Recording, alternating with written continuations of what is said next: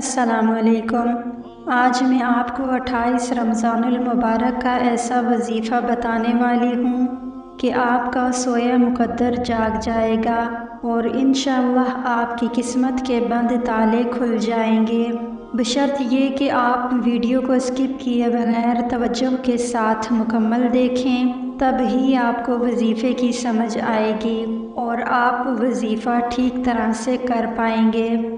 28ویں روزے کے دن نماز فجر کے بعد سورہ جمعہ کی آیت نمبر 2 28 مرتبہ پڑھیں، پھر نماز ظہر کے بعد 7 سلام 11 مرتبہ پڑھیں۔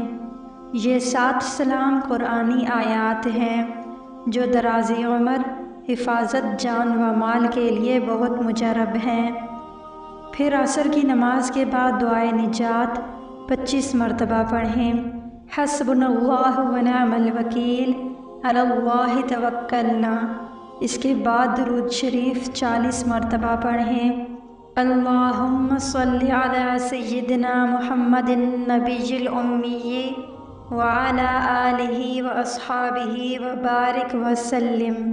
پھر مغرب کی نماز کے بعد دعائے نجات 25 مرتبہ پڑھیں، حسبنا اللہ و نعم الوکیل علی اللہ توکلنا۔ پھر عشاء کی نماز کے بعد صلاۃ الحاجت 4 رکعت نفل پڑھیں۔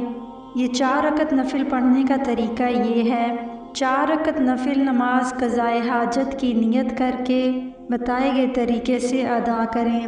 پہلی رکعت میں سورہ فاتحہ اور سورہ اخلاص کے بعد 100 مرتبہ آیت کریمہ پڑھیں، لا الہ الا انت سبحانک انی کنت من الظالمین۔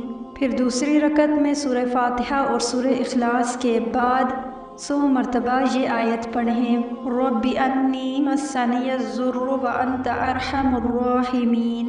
پھر تیسری رکعت میں سورہ فاتحہ اور سورہ اخلاص کے بعد یہ آیت پڑھیں، وَأُفَوِّضُ أَمْرِي إِلَى اللَّهِ إِنَّ اللَّهَ بَصِيرٌ بِالْعِبَادِ۔ پھر چوتھی رکعت میں سورہ فاتحہ اور سورہ اخلاص کے بعد 100 مرتبہ یہ آیت پڑھیں، حسبنا اللہ ونعم الوکیل نعم المولا ونعم النصیر۔ یہ نماز ادا کرنے کے بعد جو بھی حاجت ہو اللہ رب العزت سے مانگیں، انشاءاللہ پوری ہوگی، آپ کا سویا مقدر جاگ جائے گا اور آپ کی قسمت کے بند تالے کھل جائیں گے۔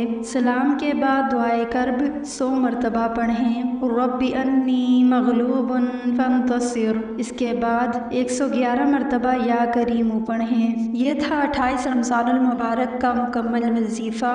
امید ہے آپ کو ویڈیو پسند آئی ہوگی۔ اگر پسند آئی ہے تو ویڈیو کو لائک اور چینل کو سبسکرائب کیجیے اور صدقہ جاریہ سمجھ کر اپنے عزیزوں کے ساتھ لازمی شیئر کیجیے۔ حاضر ہوں گے ایک نئی ویڈیو کے ساتھ، تب تک اللہ نگہبان۔